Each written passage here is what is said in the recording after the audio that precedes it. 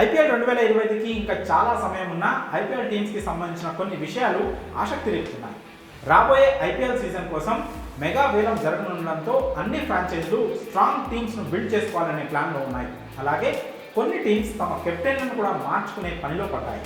ఐపీఎల్లో అత్యంత భారీ క్రేజ్ ఉన్న రాయల్ ఛాలెంజర్స్ బెంగళూరు సైతం తమ కొత్త కెప్టెన్ను ఫైనల్ చేసినట్లు వార్తలు వస్తున్నాయి. South Africa star cricketer Faf du ప్లెసిస్ను వచ్చే సీజన్ కోసం రిటైన్ చేసుకునేందుకు ఆర్సీబీ మేనేజ్మెంట్ ఆసక్తిగా లేదని, అందుకే కొత్త కెప్టెన్ను వేలం నుంచి కాకుండా ఆల్రెడీ జట్టుతో కొంతకాలం కొనసాగుతున్న రిటైన్ లిస్టులో ఉండే ప్లేయర్లనే కెప్టెన్గా చేయాలని ఫిక్స్ అయినట్లు తెలుస్తోంది.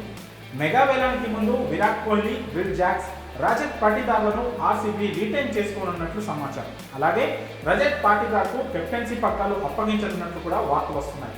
ఈ యంగ్ ప్లేయర్ కెప్టెన్సీ స్కిల్స్ పై నమ్మకం ఉంచుతూ వచ్చే సీజన్లో జట్టును నడిపించే బాధ్యతను ఇవ్వనున్నట్లు తెలుస్తోంది.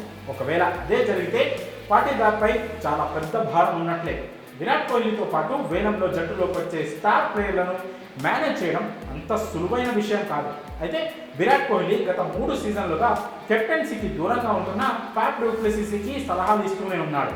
ఇప్పుడు రజత్ పాటీదార్ కెప్టెన్ అయితే కోహ్లీ షాడో కెప్టెన్సీ చేసే అవకాశం ఉంది. ఎందుకంటే పాటీదార్కు గతంలో ఐపీఎల్లో కెప్టెన్సీ చేసిన అనుభవం లేదు కాబట్టి కోహ్లీ సలహాలు, సూచనలు అతనికి ప్లస్ అవుతాయి.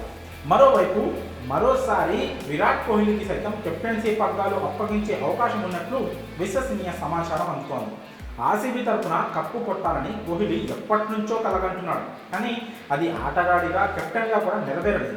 అయితే చివరిసారిగా అతనే కెప్టెన్గా ఉంటూ కప్పు కోసం ప్రయత్నిస్తే బాగుంటుందని ఆర్సీబీ మేనేజ్మెంట్ భావిస్తున్నట్లు సమాచారం. అందుకే ఐపీఎల్ 2025లో కోహ్లీని ఎలాగైనా ఒప్పించి మళ్ళీ కెప్టెన్సీ బాధ్యతలు ఇవ్వాలని చూస్తోంది.